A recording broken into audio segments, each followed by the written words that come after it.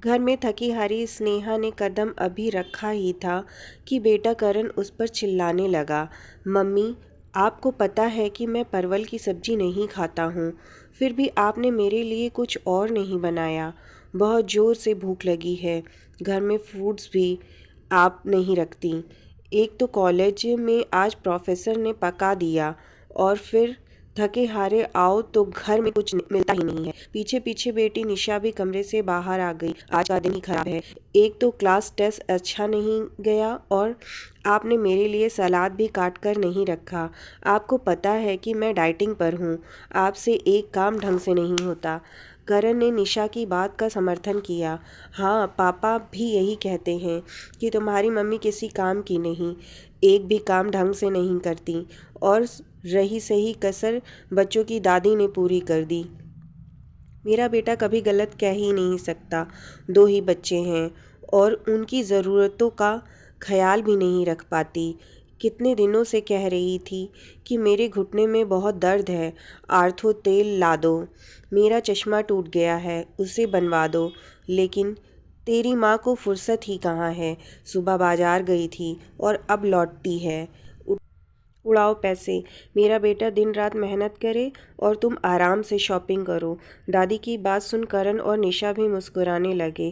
यह देख रोमा को गुस्सा तो बहुत आया, लेकिन कुछ नहीं बोली। गुस्से के साथ साथ उसको तकलीफ़ भी बहुत हुई, लेकिन वो वैसे ही बहुत थकी थी और उन सबको बोल कर या डांट कर अपने आप को और थकाना नहीं चाहती थी। किचन में जाकर पानी पिया, फिर उसने अपने हैंड बैग से सासू जी का चश्मा निकाला और उनको दे दिया। शॉपिंग बैग से आर्थो तेल निकालकर उनके सामने रख दिया। फ्रूट्स निकाला और धोकर फ्रूट बास्केट में रख दिया। बाजार से लाई सब्जियां निकाल बेटी के लिए सलाद काटकर उसे दे दिया और फिर कमरे में चली गई। जरा सा कुछ कहो नहीं, तुम्हारी मम्मी मुंह फुला लेती है। मेरा सामान लाकर कोई एहसान नहीं किया। मेरे बेटे की कमाई से ही लाई हो, और यही सब पहले कर देती तो हम भी गुस्सा नहीं करते। फालतू में हम सबका दिमाग खराब कर दिया। लता जी अपनी झेप मिटाने के लिए भी रोमा को ही दोष देती थीं।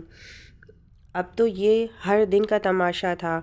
अभी तक आप समझ ही गए होंगे कि रोमा की क्या स्थिति है। अपने ही घर में शायद एक पंचिंग बैग की, जो आता मुक्के मार कर चला जाता। और अब मिलते ही है रोमा के पति जी नकुल से। वो तो इन सबसे आगे हैं। जब घर के बाकी सदस्यों का यह व्यवहार था तो उनसे कुछ अलग की उम्मीद बिल्कुल भी मत करिएगा। शाम को घर आते ही लता जी ने दिन का सारा ब्यौरा बेटे को सुना दिया कि रोमा की वजह से करण और निशा भूखे रह गए और बाजार से लेट आई तो वो भी दवा समय से नहीं खा पाई।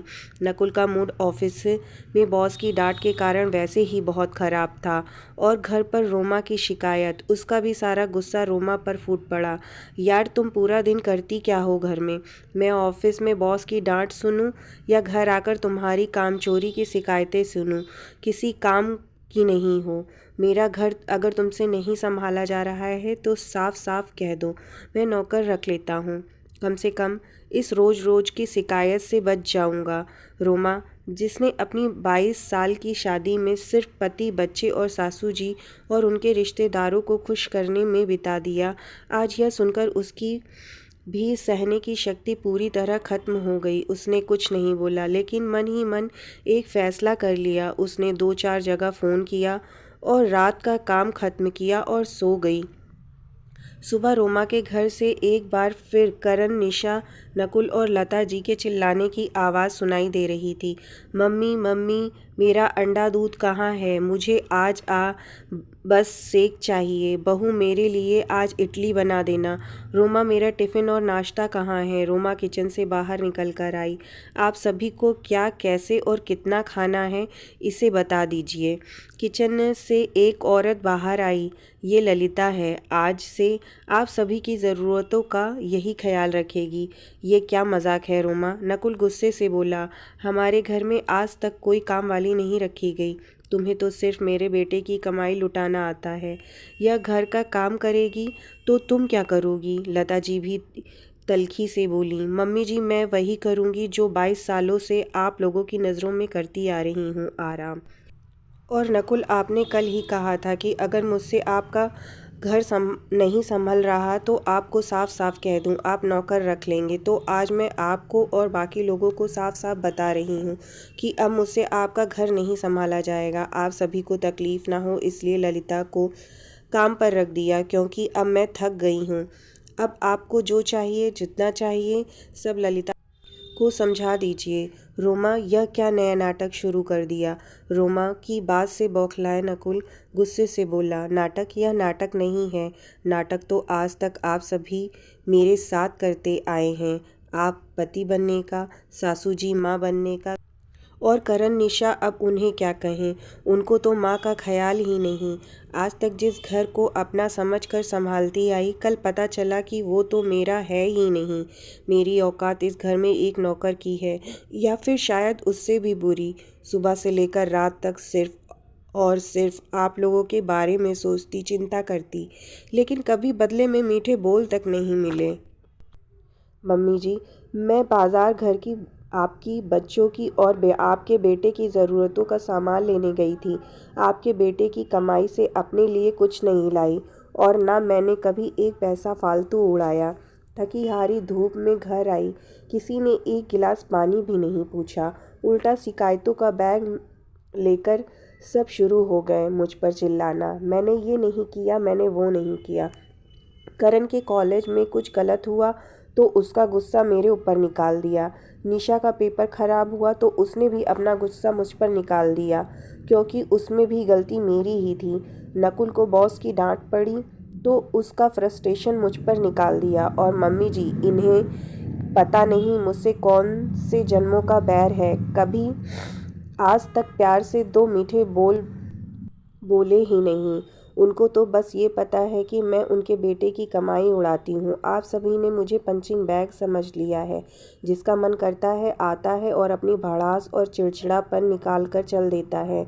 हर बात पर मुझे झिड़क दिया जाता है। कभी भी आप लोगों ने मुझसे पूछा कि तुम्हें कोई तकलीफ़ है, तुम्हारी कोई चाहत है? इसमें आप लोगों की कोई गलती नहीं, क्योंकि हम औरतों को अपनी इज्जत करवाना आता ही नहीं। मम्मी जी, आपका बेटा अगर ऑफिस में मेहनत करता है तो मैं भी दिन रात घर में मेहनत करती हूँ। आपका बेटा सुबह 9 से 5 बजे तक नौकरी करता है, जिसमें संडे के अलावा भी छुट्टी मिलती है, लेकिन मैं सातों दिन 24 घंटे, वो भी बिना छुट्टी लिए, आपके बेटे का घर संभालती हूँ।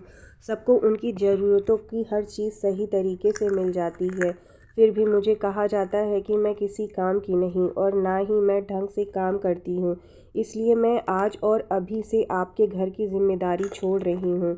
अपने कमरे में जाते हुए रोमा पलट कर बोलती है, नकुल, औरत सारी ज़िंदगी अपने वजूद को भूलकर मकान को घर बनाने में लगा देती है, और बदले में सिर्फ यही चाहत रखती है कि घर के सभी सदस्य उसे सम्मान दें, उससे प्यार करें, दो बोल बोलें।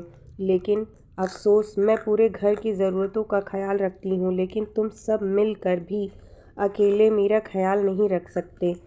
सभी की आंखें शर्म से झुक गईं। सच ही तो कहा रोमा ने।